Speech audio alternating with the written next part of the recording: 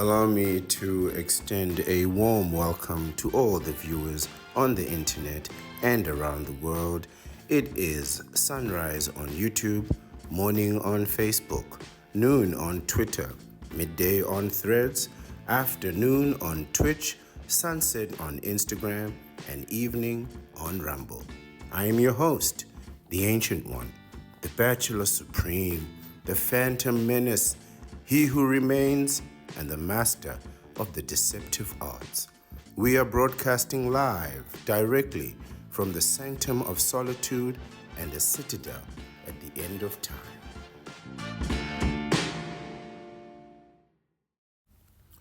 Hello everyone, it's the Ancient One here, the Bachelor Supreme, the master of the deceptive arts and the Phantom Menace, and I'm back again with another video. And today I want to talk about why monk mode failed, or why if you go monk mode, eventually you're going to hit the same roadblocks that everybody else does, and you are going to fail in your journey as a bachelor. Now, I have to admit, I have done a version of monk mode myself, and with some tremendous results. And while I'm a huge proponent of monk mode, as you can imagine, there are certain drawbacks, but all those are inconsequential, if I have to be honest with you, to the ultimate drawback, which is once after you go monk mode, you're going to go straight back into the romance war, or what I call a relationship. The problem with that is you're straight back to where you started, right? So effectively, you're not smarter than your biology, and I say that all the time, and it's true. You cannot overcome your biological imperative through abstinence. Some people think you can. Some people think you can just stay away from any type of intimacy and be okay. And this is true for a certain period of time, but inevitably it's going to fail. And I plan to demonstrate why in this video. So,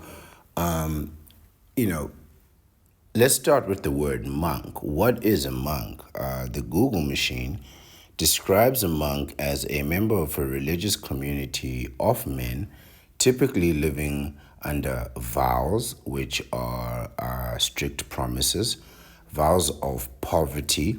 So they will own no land, own no property, no cars, make just enough money to support themselves, but effectively all their money will come to them via charity and donations. Pretty much you just become a beggar, right, as a monk. So it's vows of poverty, chastity, and obedience. The chastity part is very simple. No, physical intimacy, as it were. And obedience would be obedience to religious law, religious doctrine, and religious practices. So this is what a monk is.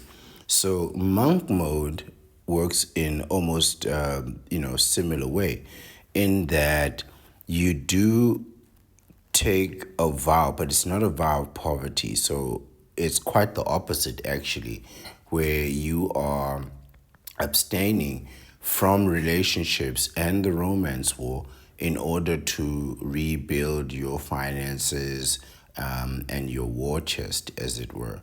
And, chastity is part of that, right? So you will stay away from relations and build up your money, build up your strength, build up your mental health, as they say, which is where the obedience comes, the spirituality part of it comes in, right? So you're building yourself up, building your confidence up, and you're doing this for 2 years. Some guys will be in it for 5 years, and you will have a lot of money. You will look great. You will have a nuanced perspective of the world, maybe even a balanced perspective. And then what are you going to do? What are you going to do? You're going to do what you always do, what everyone always does. You're going to jump right back into a relationship. And eventually, with enough time and practice, you're going to get somebody pregnant. Now, you might be resolute in your decision to remain out of relationships, right? So, and away from commitment. You might be resolute to keep your commitment tucked away somewhere safely, but then you know, even still, without giving anybody your commitment, you've still put yourself out there, right? You're still back in a relationship, in the dating market, in the sexual market. And inevitably, remember the purpose of sexual intimacy. There is only one purpose of sexual intimacy, and that is procreation, right? So, like, there are other benefits too, right? And this is, I think, what people misunderstand: the difference between a purpose and a benefit, right? Feeling good, burning calories, bonding, having that oxytocin, or those endorphins, that dopamine, whatever it is that makes you feel good about the act, is a plus, right?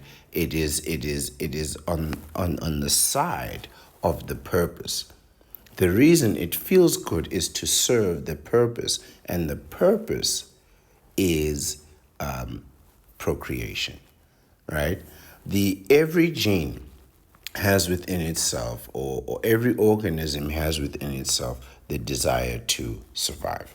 Humanity survives only through procreation. No other act can create another human being. So now you're going into monk mode to build yourself. Again, this is exactly what the manosphere suggested, right? You go into monk mode, you go to the gym every day, you eat healthy, you read positive books, you watch the content, you do the work, you do the therapy if you need therapy, but you're better off just going to the gym and getting some exercise. You do everything that's necessary just for you to then go back into a relationship with another toxic person, with another depressed person, with another person who hasn't done what you have done. They haven't gone through monk mode. You're the only one going through monk mode. And you're going to come out of monk mode and find out that everybody else is still exactly the same. And the game just continues without you, right? And now back in you go with all your money, all your health, your nuanced point of view, and you're going to try and share that with people who have zero interest in your personal growth and where you are in life. They have no idea what you've been doing or why, nor do they care. All right, so now the manosphere, monk mode, has brought you straight back into the romance war, and you're just going to pick up the arms and continue the fight aimlessly, right? There is no purpose to this romance war. There is no purpose to you being 6'6", right? There is no purpose for you having 6 meters between your, as your meat and veggie, as they say. I'm trying to avoid profanity. I don't want to get banned on this platform. I've already been banned on every platform, if you can imagine. So I'm trying to keep this conversation as civil, as professional, and without as much profanity as I can. It's the only way to keep it sustainable, but you can use whatever vocabulary you choose, any lingo that satisfies your inclination is completely fine by me. But let's look at another dynamic to this monk mode situation, right? After that tangent. And that is the physical aspect of it, right? So you get the mental side, the philosophy side, the self-improvement side. But in truth, the statistics, well, let's start with the statistics. The statistics say very clearly that a man needs to ejaculate a minimum of 26 times a month, which is practically every day, in order to avoid testicular cancer. So, in a normal relationship, so just to go back a moment, this is our standard, right? This is the necessary amount for health, 27 times a month, right? So if you're in a relationship, your counterpart is, you're hoping, will be able to supply you with 27 intimate sessions a month, of which you're not getting that. You're not getting it 27 times a month. You need it 27 times a month, but you're not getting it 27 times a month, right? This brings us to the point I wanted to make earlier, and that the average couple is doing it 8 times a month. 8 times a month is what the statistics say. I'm saying is once a week. Now you can choose who you believe. It's once a week plus the ABCs, right? So effectively, you're getting it 6 times a month, which is once every 5 days, right? And the other 2 times are anniversaries, birthdays, or Christmas, special occasions, date nights, whatnot, right? So you're doing extra to make up for those other 2 times, but even with all of that, you're still peaking out at 8 times a month, maximum 8 times a month. Now you need it 27 times. Simple mathematics will tell you that this brings us to a deficit of 19. 19, you're not even at a third of what you need. It's not even a third of what you need. So you're not getting any intimacy in relationships anyway, right? Which is pretty much what causes many breakups, right? So it's on the one hand, it's financial issues because you're paying to sustain this person. On the other side, it's the intimacy issues because you're sustaining the person, but you're not getting any intimacy for them. So you're sitting there wondering, what exactly am I paying for? You're paying for company and companionship, which is what you signed up for when you signed up for the romance wars or relationship, or even worse, the dark dimension itself, marriage, the ultimate catastrophe, marriage, right? So you're not getting any intimacy. And in marriage, by the way, it's even less than that. In marriage, you go straight to the ABCs, anniversaries, birthdays, and Christmas, nothing more. So that once a week is for dating couples, people that are still truly in love. Married people, anniversaries, birthdays, and Christmas. And you can quote me on that. Or you can take that one to the bank. You go from 8 times a month to 3 times a month to 3 times a year at best. Her birthday, your birthday, and your anniversary. Perhaps you'll get Christmas and New Year, but I doubt you get all of that. You're not getting it 5 times a year, my friend. Absolutely not. And the longer you're married, the less you get it. So, what is then the antithesis, right? So we have our thesis. What is the antithesis? The antithesis is very simply acts of self-gratification, intimate acts of self-gratification, right? So the man has to literally take matters into his own hands, which is a perfectly normal thing to do. I'm not for or against intimate acts of self-gratification. I'm a bachelor. I am the ultimate independent, right? I'm not for or against anyone or anything or any organization for that matter, right? In a war, I think both sides are eventually wrong, right? In an argument, eventually both sides will come out eventually wrong, right? You're gonna prove yourself inevitably to be wrong, right? So why pick sides? Why pick sides? Better for you to remain neutral, observe the situation, and follow your own outcomes. Run your own game. Make your own schemes. Get your own goals. Decide what your level of success is. Never let somebody else decide what your success is going to be, even if their standards are higher than yours, right? Because you might be able to achieve those standards and not maintain them.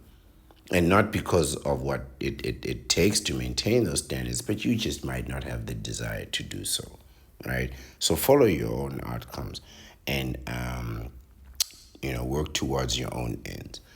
But ultimately, you're going to end up with self-gratification, right?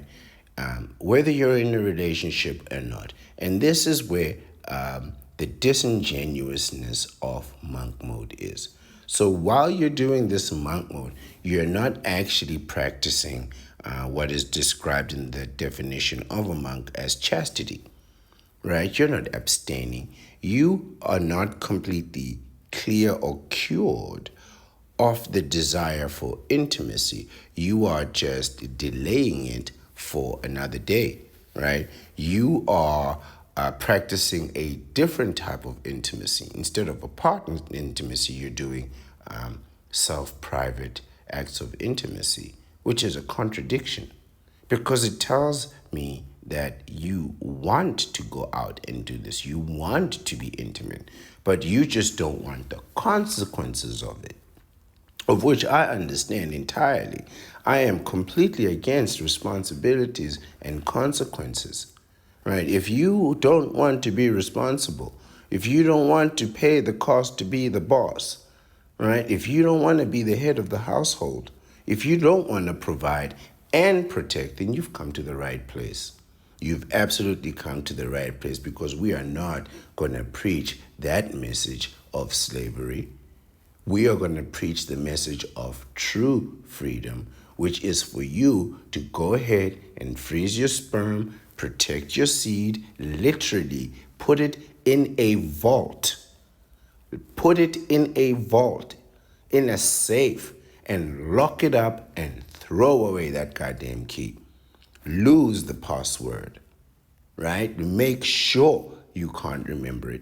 Randomize the password, throw it away, right? Protect your seed and then go protect yourself and get a vasectomy. Because your intimate selves of gratification are betraying your monk mode. They are indicating that your desire for intimacy, your biological imperative, is still fully operational, and you are not smarter than your biology. No matter how much education you can get about the world and the planets and the universe, ultimately, all that education needs to be contained in a physical vessel. That physical vessel is going to take action. That's what the body does. It acts. And its primary act is for the survival of its gene. That gene, that selfish gene, that is the part that gets passed on to your children. The thing that has an instinctive need to survive over and above any and everything else, right? It is the thing that will lie and see nothing wrong with lying as long as you survive the lie. And everybody has it. It's a thing where you look at your kids and you're like, why is he so selfish? Why is my child always so selfish? Because that gene exists inside of them. And that gene does not care what monk mode is. It does not prioritize monk mode at all, which is why you may be resolute in your decision to do monk mode, but that gene is still going to want to expand itself in order for it to survive. It is the only part of humanity that gets passed on. That selfishness, that selfish gene.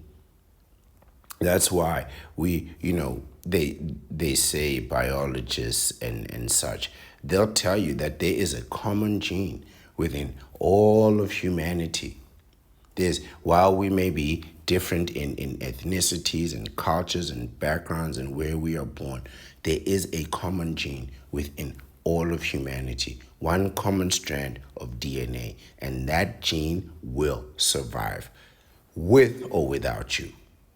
With or without you. It is the reason you will find yourself out in the middle of the night doing stupidity and eventually get somebody pregnant. And maybe that will wake you up, but that's too late. You waking up after the disaster has already happened, there's no purpose to that. There's no logic to that. So you got to get your vasectomy.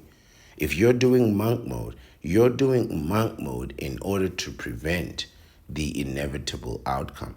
While you're in your monk mode, you need to get your vasectomy. While you're getting your money up, part of that money needs to be for you to protect yourself.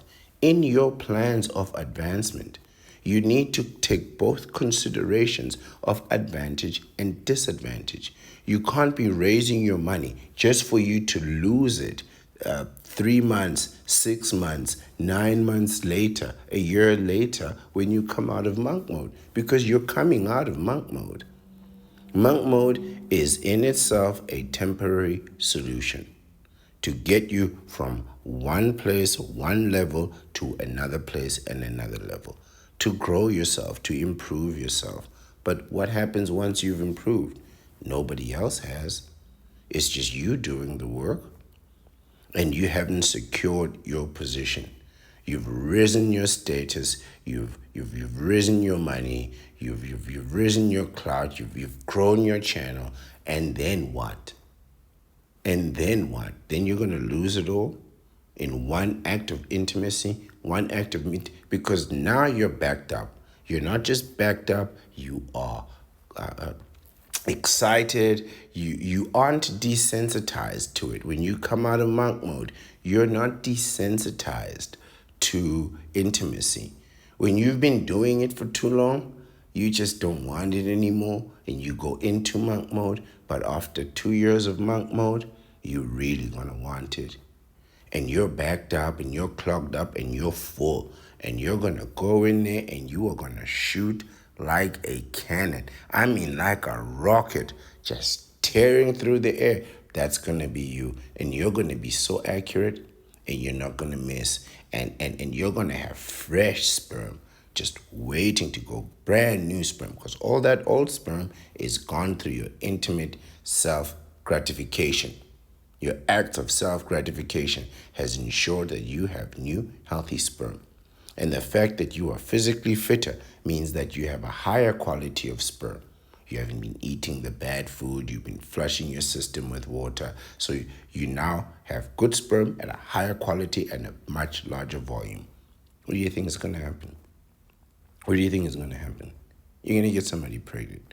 And the first woman that gives it to you, you're going to keep going back again and again and again because it's better for you, and hopefully it's better for her, right? But you're going to keep going back again and again and again. And inevitably, the one thing that I'm trying to get you to understand is the most serious decision that you have to make. It's not who you marry. They keep saying that the most important decision of your life is who you get married to. No, it's not. No, it's not.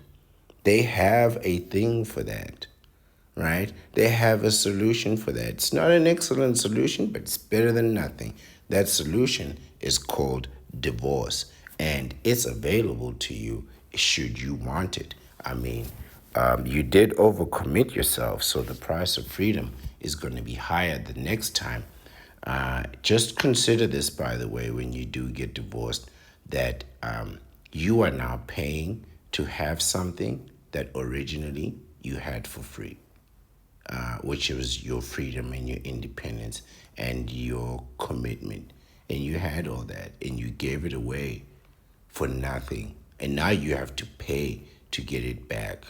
And you won't get it all back, but you'll get enough of it that it matters, right? You'll get enough of it that it matters and makes a difference. But if you got them kids, I mean, forget the marriage, right? If you have kids, you might as well still be married.